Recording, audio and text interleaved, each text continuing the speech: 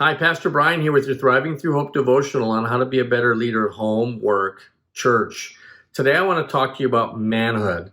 Last week, my wife and I traveled 1,489 miles on an 8-day road trip through Southern Oregon, into Nevada, across Northern California, and up the Redwood Coast into Southern Oregon. It was beautiful. While on the trip, I read a great book, which I'll share some of the highlights in a future Thriving Through Hope devotional. We had some deep conversations together, and we listened to a lot of good road trip music.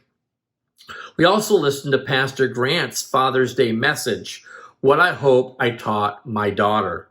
It was outstanding. If you haven't yet listened to it, I would encourage you to go watch it at hope.church/watch, or you can catch it on our YouTube channel as well as our Facebook site. His message got me reminiscing about the lessons I tried to teach my son about becoming a man, steps I learned earlier on in my life. And I thought I would share with you today the 3 steps to manhood I tried to teach my son.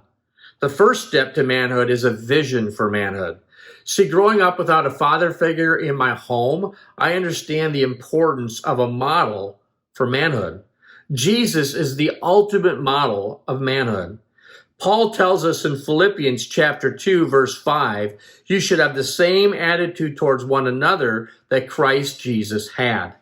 See, there's 4 principles of manhood Jesus modeled for us. The first is a man rejects inaction. See, real men aren't lazy. They get things done. Second, a man accepts responsibility. Real men don't blame other people. No, they step up, they step out, and they are accountable. Number 3, a man leads courageously.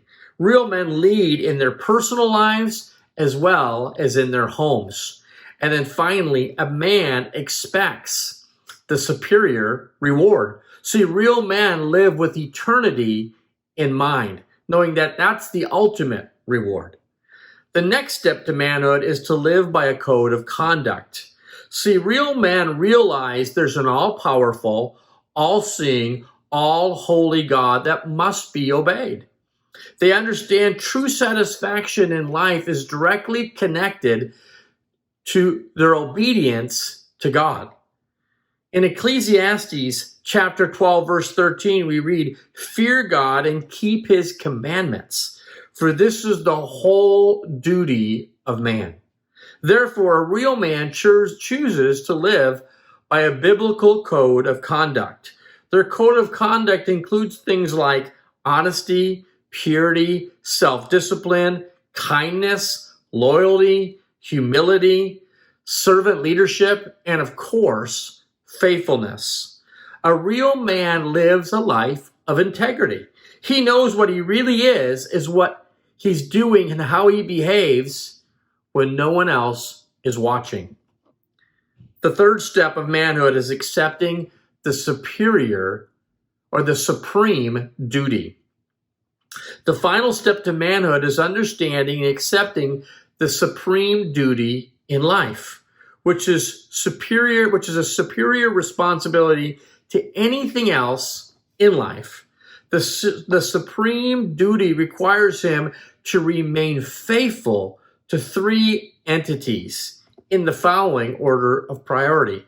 First, to his God, because he demands our faithfulness. Second, to his family, because they depend on our faithfulness every day. And then thirdly, to Christ's church, his bride, because they deserve our faithfulness. See, a real man lives to hear the words spoken in Matthew chapter 25, verse 23 over them at the end of this life. Well done, good and faithful servant. Now enter into the joy of your master. What words are you living to have spoken over you at the end of this life? That's a good question for all of us to consider. Now go make it a great day.